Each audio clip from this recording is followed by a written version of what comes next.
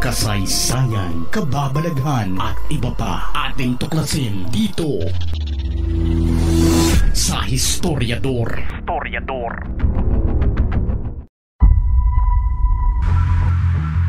Nagsimulang sigalot sa politika sa di umano'y paglustay ng 125 million confidential fund ng Vice Presidente na si Sara Duterte. 125 million pesos na mula sa kaban ng bayan ang pinag-iinitan ng mga kritiko ni Inday Sara na linustay niya lang umano sa loob ng 11 araw. Hindi kumbinsido ang mga kalaban sa politika ng Vice Presidente sa kanyang paliwanag patungkol sa sinasabi nilang confidential fund. SE Sports is committed to providing an environment where anyone and everyone can feel comfortable exercising. Now, they are offering us to be part of their luxurious investment. Type your cell phone number and the OTP that you have received. Create your own 6-digit password. Click the privacy agreement and create an account. Click the recharge button to top up your account. You can use Maya or GCash for this. Let's try to recharge 100 pesos using GCash. Just check your SC Sports account to see the amount that you have recharged. Click the project tab and choose the project where you want to invest your money. Your income will depend on how much money you have invested. The bigger amount you invest, the bigger income you'll get. Once you have successfully purchased, you'll get a contract. This will guarantee the safety of your income funds. Now, if you want to withdraw your money, all you have to do is to click the Mine tab. Click withdraw and type the desired amount that you want to withdraw. Check the box and confirm and wait for the notification either from Maya or from GCash. It's easy, right? So what are you waiting for? Click the link down below and start your investment in SE Sports. Nadagdagan pa ang init ng sitwasyon ng maimbitahan naman ng Vice Presidente sa Senado para depensahan ang hinihiling nitong budget sa kanyang opisina at ang librong inilabas nila noong siya'y nasa DepEd pa. Nangyari nga ang inaasahan ng lahat na showdown ng sagutan ng matagal nang hindi kasundo ni VP Sara na senador ng Pilipinas na si Senador Risa Hontiveros. Ito ang mainit na sagupaan ng dalawa sa loob ng Senado habang ang ibang senador ay tameme at nakatingin lang sa bisi at senador na si Risa na nagkakasagutan. Madam Chair, let me make a rebuttal and another example of politicizing the budget of the government. Ito pong sinabi ni Senator Risa Hontiveros na at the proper time she'll make a motion to lodge the budget, the requested budget of the OVP to the other agencies. Let me just quote Senator Risa during the Akbayan Congress. Alam ko po na ang daming kalat ni Duterte na hirap tayong linisin. Ang kadiliman noong panahon niya ay talaga namang nanuot sa ating lipunan para mansa na napakahirap tanggalin. At habang ang anak niya ay may kapangyarihan pa, hindi magiging madali ang ating laban. While VP Sara is in power, the threat of a full-blown Duterte comeback is still a very real and present danger. For one, they are supported by one major superpower, China. So that is an example of politicizing the budget of the government. I really take exception dun sa sinabi ni VP na rebuttal iyan dahil halimbawa ito sa politicizing. In fact, wala akong tinanong tungkol sa China o kahit sino pa mang ibang bansa dito sa budget hearing na to. I am asking about yung national budget na ipapasa natin sa Kongreso para sa bansang Pilipinas sa taong 2025. Madam Chair, this is an example of politicizing the budget hearing through the questions of a senator.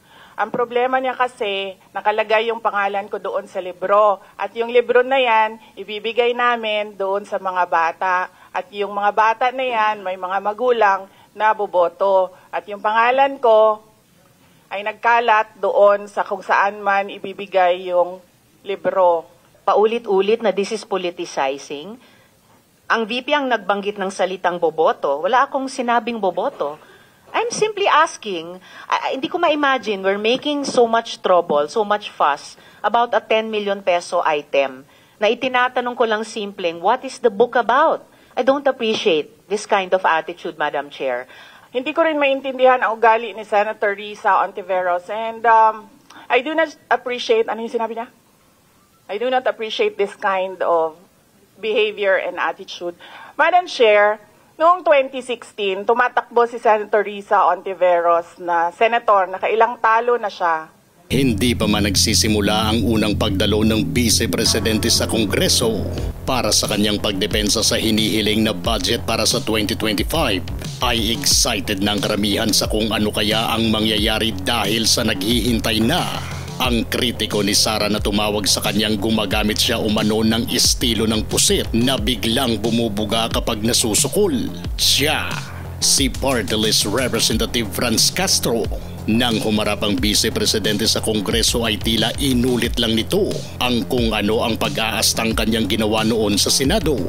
Hindi nagpatinag ang Vice Presidente sa mga kongresista at klarong-klarong pumapalag ito kung gaano kabangis sa mga kongresista sa kanilang mga ginigisa na umaattend sa kanilang hearing ay hindi nila nagawa ito sa Vice Presidente. Bastos ang pananaw ng mga hindi pabor sa VP dahil sa kanyang inasta, pero para naman sa mga taga-suporta nito ay tama lang daw ang kanyang ginawa sa mga nagmamalabis na mga kongresista. Ito ang mga eksena sa unang pagharap sa Kongreso ni Vice Presidente Sara Duterte. On the issue of confidential funds, we have received audit actions from COA regarding the confidential funds of the Office of the Vice President. We have submitted our responses and we assure the public of our full cooperation with the ongoing and unfinished audit. With regard to other audit actions, we assure the public that we have submitted our responses and we are in full cooperation with the Commission on Audit. Madam Chair, my answer for every question will be I will forgo the opportunity to defend the budget of the Office of the Vice President through a question and answer.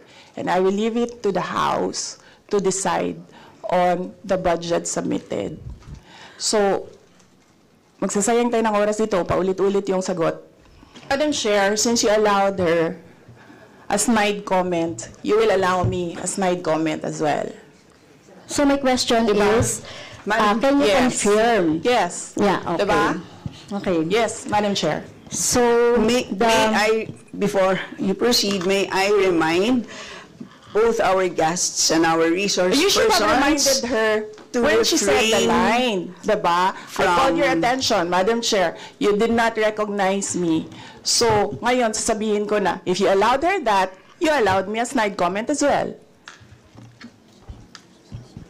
I don't recall hearing a snide comment, Madam Vice President. Ang snide comment, that's a matter of judgment. So please proceed Secretariat, with your... Madam Chair, I would like the Secretariat to repeat the first 3 lines of the comments. well, a point of order, Madam Chair. Point of order, Madam Chair, kasi parang... So let's please proceed with the answer. Point of order, Madam Chair, kasi parang siya yung nagpe-preside eh. Yes, Ay, ganun talaga ang buhay, ma'am. Kasi inuutusan Madam mo Vice yung President. Secretariat natin sa Committee on Ganyan Appropriation. Yes. Alam Some ano, order, diba? please. So, Yes. okay. Thank you, Madam Madam Vice Chair. President, please proceed with the response. There's a question. Please proceed with the response. Madam Chair, I do not understand bakit a person convicted of child abuse is still sitting in a seat Point of of the order, House of Madam Chair, ito yung sinasabi Representatives. natin na dinadivert ang usapan sa ating budget hearing. Kung nagawa po niya yan sa Senado, Madam Chair, dapat hindi natin yan pahintulutan dito sa Kamara. You allowed her a snide comment and then you will not allow Please, me please wait a to be snide recognized. comment? Madam Chair, I still request for the rules of the budget hearings. Okay, Vice President. gusto mo sagutin ko, ma'am. Yes, Madam. This is a hearing of the budget of 2025. Nasaan dito ang confidential funds? Yung tanong niya, Madam confidential Chair. funds. Nasaan dito? Honorable. Napakaklarong walang magawa at hindi kaya ng mga mambabatas ang kung anumang inaasta ni VP Sara nang ito'y dumalo sa kanilang hearing. Dinaan sa tapang at pinalagan ng kanilang mga katanungan sa Vice Presidente kung kaya't nagmukhang takot ang mga mambabatas sa kanya. Kung ibang opisyal lang iyon, siguro ay siguradong mamahinga ito sa kulungan ng Kongreso. Pero aminado ang ilang kongresista na hindi raw nila gustong mas-cite in contempt ang Vice Presidente dahil sa palagay nila na ito rin daw ang gustong mangyari ng Vice para makakuha ng simpatya ng tao. Pero ang tanong, kahit ano pa pala ang gagawing pambabara ng Vice Presidente sa kanila, ay di pala nila maaaring ipasite in contempt ito para lang makaiwas sa sinasabi nilang baka makakuha ng simpatya ng publiko. Klarong may pinipili lang pala kung sino ang pwedeng makulong at hindi, kahit pa na may basihan na sila base sa mga inaasta nito. Nang dumalo ang Vice Presidente sa pangalawang pagkakataon sa Kongreso, ay mas lalong dinurog pa niya ang mga ito. Hindi nagawa ng mga kongresista na mag-oath taking ang Vice Presidente dahil ayon sa kanya, mga witness lang daw ang dapat gumagawa nito. At dahil sa siya ay hindi witness kundi resource person, rason na hindi siya obligadong sumailalim sa oath-taking. Ang tanong, kung yun din kaya ang gagawing katwiran ng ibang resource person na iniimbitahan nila sa Kongreso, ibig sabihin ba ay hindi rin pala nila mapipilit na dadaan ito sa oath-taking? O sadyang ang Vice Presidente lang ang hindi nila kaya na pilitin? Nakalagay po doon na witnesses lang po ang ino-oath. Sabi niyo po ngayon sa amin, resource persons kami. Ang ano po, considered as resource person po. Ang ano po? Kayo po. Kaya nga po. Yes po. Lahat po ino-oath po. Yes. Apo. Nakalagay po sa rules ninyo, witnesses. Nakalagay po dito ngayon sa table, resource persons. Lahat po considered as resource person and witness. Lahat po naman kayo, lahat resource person pa eh. Wala pa naman po tayong tinatawag na, lahat po considered as resource person pa lang po. Right. Opo. Ang nasa rules ninyo, witnesses lang po ang nag-o-oath. Wala po kayong rules sa resource persons. Imbes na ang Vice Presidente ang gisahin sa dinaluhang hearing, ang nangyari ay sila pa ang binanata ng Vice Presidente nang magbigay ito ng kanyang statement. This exercise is a well-funded and coordinated political attack. This much is evident from the very words of the privileged speech that prompted this inquiry. A speech that simply meant to say, do not vote for Sara on 2028. It is clear to me that this inquiry is not about misused funds, accountability, or governance. Instead, it is solely aimed at discrediting my name and my office to prevent future political contests. Sa totoo lang, hindi naman ang budget ang punteriya ninyo dahil napakadali naman magtanggal ng budget. What you are trying to do is make a case for impeachment. Hindi na tinapos pa ng Vice Presidente ang hearing na yun at diretsahan itong nagpaalam na aalis at ganon-ganon na lang at matiwasay itong nakalabas ng Kongreso. May I request to leave the inquiry? Ma'am, pwede naman po, considering na hindi naman din po kayo naka-oath and alam naman po namin, marami rin po kayong ginagawa.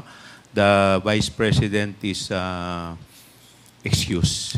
Thank you. Thank you po, Thank you, ma'am. everyone. Good morning. 1 minute suspensions declared by the Chair. Matapos sumibat ang Vice Presidente sa kalagitnaan ng hearing, ay doon na nagkainitan ang mismong mga kongresista. Are you rebuking this committee? Why am I supposed to rebuke the committee? I am You not. have been saying things for a while. What? You have been rebuking this committee. You are saying that. We're not blaming the Vice President on this. I Honorable Marcoleta, we are not blaming the office. 1 minute suspension is declared by the Chair. Move to suspend.